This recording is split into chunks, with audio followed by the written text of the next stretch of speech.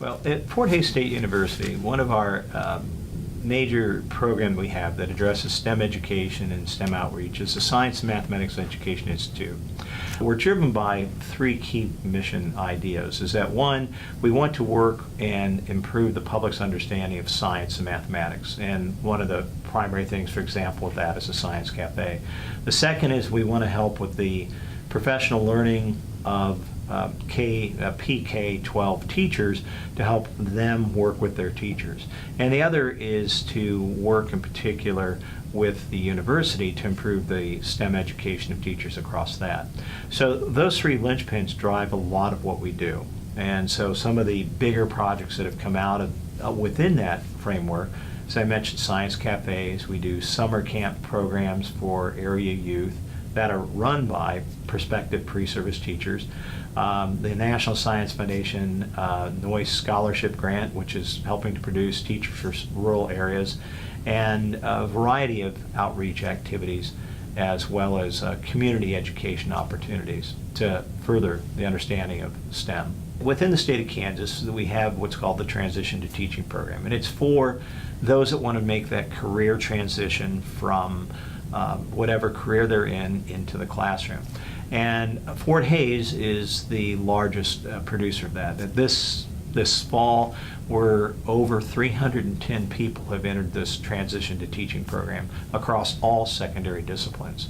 Of that number, 20% roughly at any time are going to be STEM teachers. And it can be upwards to 20 to 30% as we do it.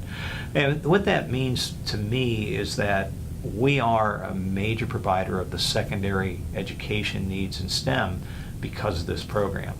And that's an area that we try to work with, try to get these folks incorporated, because they don't go through a traditional pathway. They may be a discipline major in physics or chemistry or fish and wildlife management. They're going to enter the classroom and they are the science teacher. And in some cases, they may be the science teacher for all grades if they're in a rural area. So we take a lot of pride in that. So we do have several partners that play a part. Our space that we occupy for our staff, and for example, we have a maker space here, is that we work with Forsyth Library. Forsyth Library has viewed itself as being the resource community, and so they have provided working space for us. So that's one of our partners. And depending on the project, we form different partners that come out. So, for example, we're working with this summer we worked with Sternberg Museum, which is a partner, where they had a NSF grant to develop curriculum that would support the next generation science standards by using their museum collection and their fossils and being able to 3D print those fossils for kids to use. And that is an example of the sort of thing that we have. Now, in terms of actual financial support that we get, the College of Education does provide some support in terms of some funds to help hire the staff that we need. The Forsyth Library has been good at providing some student labor that comes up. And then working with different agencies, we often will do it. Probably the key, though, to our support has been private donations. We're able to show those in the community the importance of what we do for rural communities, and have been fortunate enough to have a donor who has helped us purchase, for example, a planetarium that travels. It's a portable planetarium that travels around the state to communities that can't make it to a physical planetarium. Has helped underwrite the cost of a STEM maker van that is traveling and serving and helping teachers in the rural area bring resources that they may not have to incorporate things. How is your program impacting your surrounding community?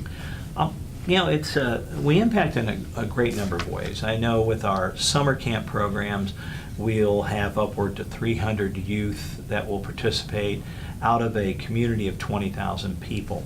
But let me focus on one particular case that I'm very proud of, and that is with what we've been able to do with our NSF Noyce grant that came out of this.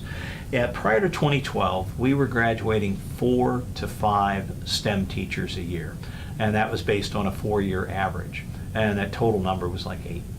a very small number.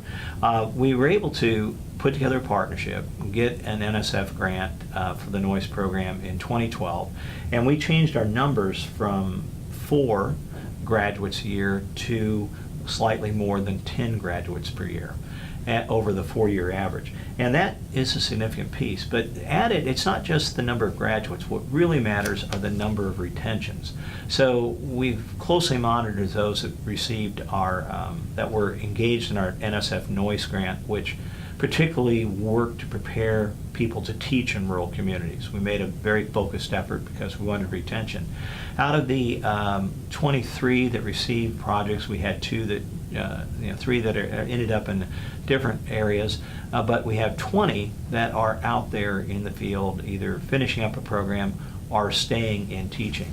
And what's really significant about that is that about half of that number, about 10, have completed their obligation to repay the scholarship monies that they received as part of the grant and are still in teaching. And so this is a case where we believe that our impact is meaningful, significant, and long-term.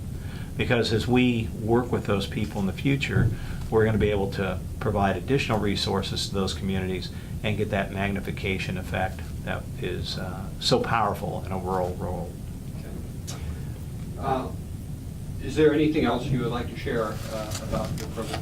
Yeah, I think probably the one aspect that I believe is been to our success is that we believe very much in partnering. We're a very small operation. We're funded primarily through grants and private donation. We don't receive direct state funding to keep our operation going.